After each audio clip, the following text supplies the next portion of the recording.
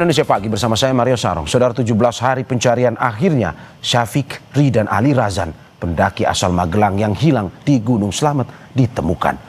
Korban ditemukan tak jauh dari titik penemuan teman yang selamat.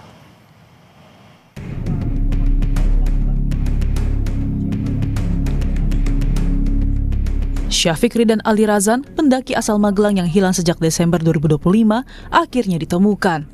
Tim SAR dan relawan masih melakukan proses evakuasi melalui jalur timur di Pajaya, Desa Cilekatakan, Kecamatan Pulau Sari, Kabupaten Pemalang, Jawa Tengah.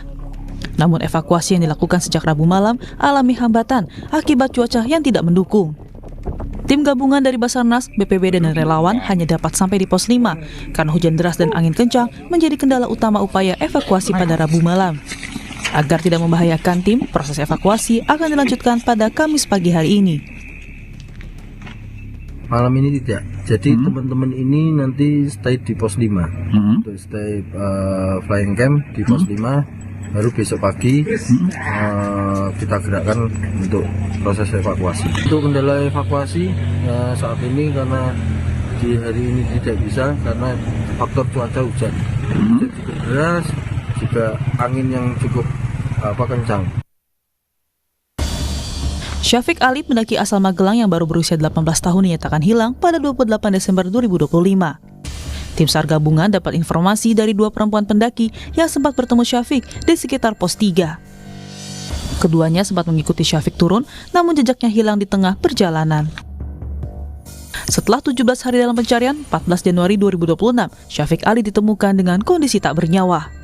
Jenazah Ali, siswa kelas 12 SMA, ditemukan di lereng puncak selatan Gunung Slamet di antara jalur Gunung Malang dan Batu Raden. Korban pendaki Syafiq Ri dan Ali Razan diketahui masih bersama rekannya saat mendaki Gunung Slamet melalui jalur di Pajaya pada 28 Desember 2025. Korban dan rekannya sempat beristirahat di pos 5, lalu korban Syafiq turun meminta bantuan karena rekannya mengalami kram. Setelah berpisah, korban Syafiq hilang kontak. Pencarian oleh tim SAR, relawan dan orang tua korban pun ikut turun memantau hingga akhirnya Syafiq ditemukan meninggal dunia. Menurut tim penyelamat, korban Syafiq diduga mengalami hipotermia atau kedinginan ekstrim. Tim Liputan Kompas TV.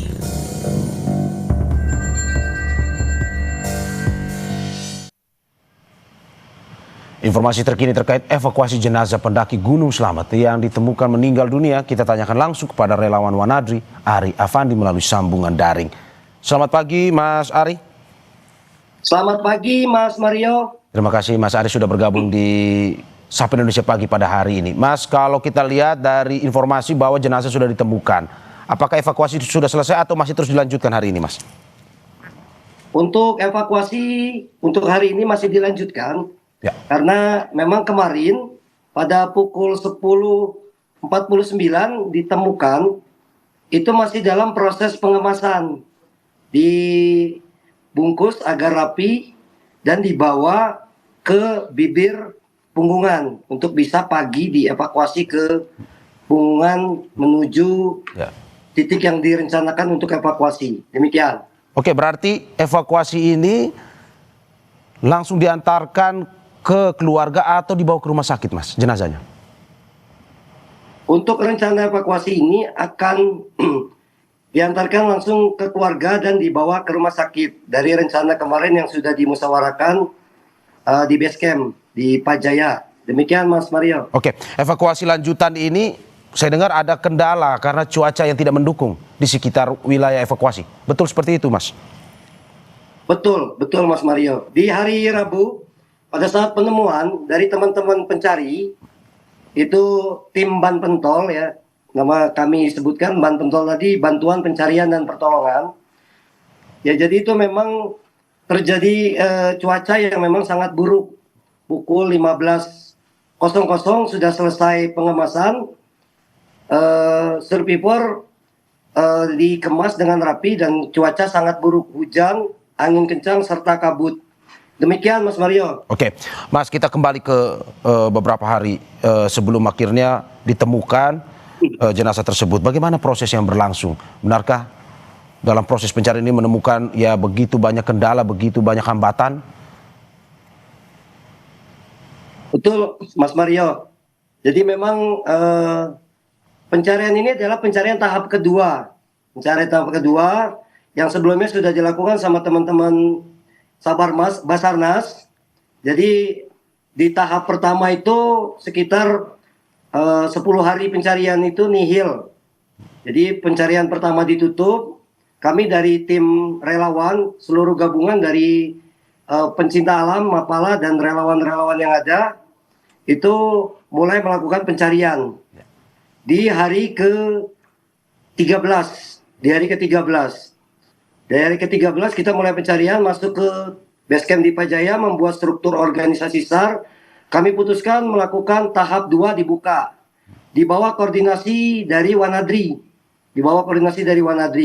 Yang membackup ke seluruh kebutuhan operasional dari operasi SAR Syafiq Ali ini.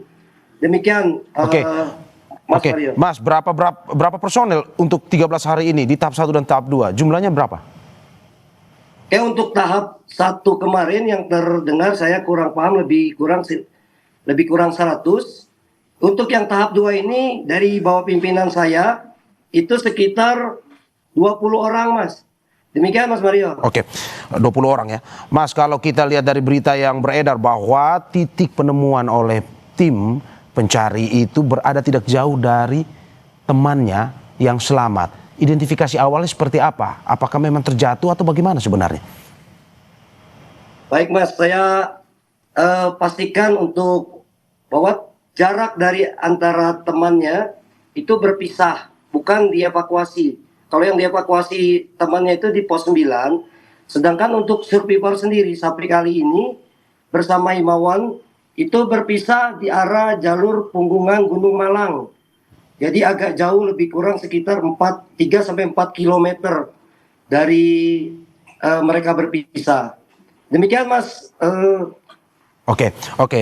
Kalau kita lihat yang beredar di media sosial, lokasi yang menjadi titik pencarian tersebut, bagaimana Anda bisa jelaskan kepada kita? Karena kalau kita lihat itu konturnya yang begitu menurun dan juga terjal, yang berbahaya bagi tim relawan pencari ini. Seperti itu atau bagaimana, Mas? Betul, Mas. Jadi memang jalur di Gunung Selamat ini memang terjal sekali. Jadi memang banyak tebing yang curam, sehingga kesulitan dari tim pencari untuk bisa lebih detail melihat survivor tersebut. Jadi memang kami dari tim Ban Pentol ini mempunyai strategi karena memang kami mempunyai basic untuk navigasi, sehingga rute atau rencana dari pencarian kami mempunyai strategi untuk titik pencarian dan arah pergerakan dari survivor itu sendiri. Jadi makanya kami lebih mengarah kepada jalur Gunung Malang, sebab survivor berpisah Ali dengan Himawan itu di jalur Punggungan Gunung Malang. Demikian, Mas Mario. Ya, karena sangat berhati-hati mungkin juga bisa akhirnya memakan waktu yang lama ya, Mas. Betul, Mas Mario. Jadi memang dari tim pencarian pertama memang memakan waktu. Hanya dari tim relawan kita ini itu hanya membutuhkan waktu 2 hari saja untuk pencarian di tahap 2. Yang di hari pertama kami menemukan ceceran dari dompet, trekking pole, senter, jas hujan, emergency blanket, sarung tangan, handphone, dan kabel charging. Demikian, Mas, dari temuan tersebut kami menganalisis untuk pengembangan kemana Ali pergi. Demikian, Mas Mario. Oke. Apakah ini juga yang membuat pada akhirnya sebelumnya kan sudah dihentikan oleh Basarnas? Apakah tahap 2 ini yang karena tadi menemukan barang-barang milik korban, pada akhirnya tim pencari melanjutkan tahap kedua itu? Tidak, Mas, tidak. Jadi kami yang menemukan barang tersebut, tidak ada lanjutan. Jadi teman-teman Basarnas itu datang dari informasi dari kita. Jadi mereka baru datang. Jadi yang mendapatkan itu tim Ban Pentol, Mas. Ya. Oke. Mas, sampai saat ini bagaimana dengan komunikasi bersama pihak keluarga, dan apa respon pihak keluarga ketika 13 hari dicari baru ditemukan?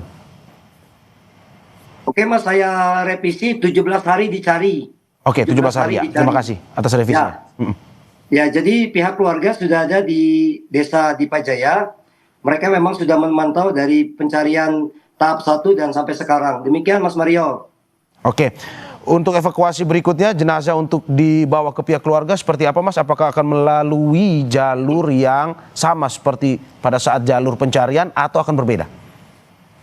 Baik, jadi rencana yang sudah kita bikin skenario untuk evakuasi, itu kita akan menggunakan jalur dari Dipajaya.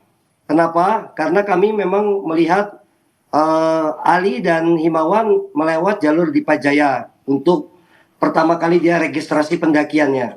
Memang agak jauh ya, jalur menuju Dipajaya dari titik temuan itu bisa memakan waktu 2 jam sampai bertemu dengan jalur Dipajaya. Jadi memang nanti evakuasi kita akan kembalikan langsung ke jalur Dipajaya. Demikian Mas Mario. Oke, karena mungkin berbeda, butuh berapa hari Mas untuk bisa sampai ke pihak keluarga jenazah? Estimasi dari kita itu sekitar 6 jam sampai 8 jam untuk evakuasi sampai di titik desa Basecamp Dipajaya. Demikian Mas Mario. Oke, untuk pencarian pada hari ini terakhir Mas, akan dimulai, evakuasi yang akan dilakukan pada hari ini akan dimulai pada jam berapa? Baik, untuk evakuasi tadi sudah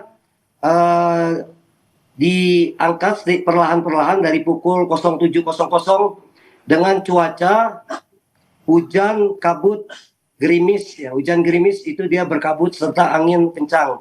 Demikian Mas Mario. Oke, terima kasih Ari Afandi, relawan Wanadri atas informasinya dan juga pernyataannya di Sapa Indonesia Pagi pada hari ini. Dan juga kita berterima kasih kepada seluruh tim pencari yang melakukan pencarian selama 17 hari ini. Terima kasih sekali lagi, selalu utamakan keselamatan dalam proses evakuasi berikutnya dan semoga bisa lancar proses evakuasinya. Sekali lagi terima kasih Mas Ari atas pernyataannya pagi ini. Sehat-sehat selalu Mas. Terima kasih Mas.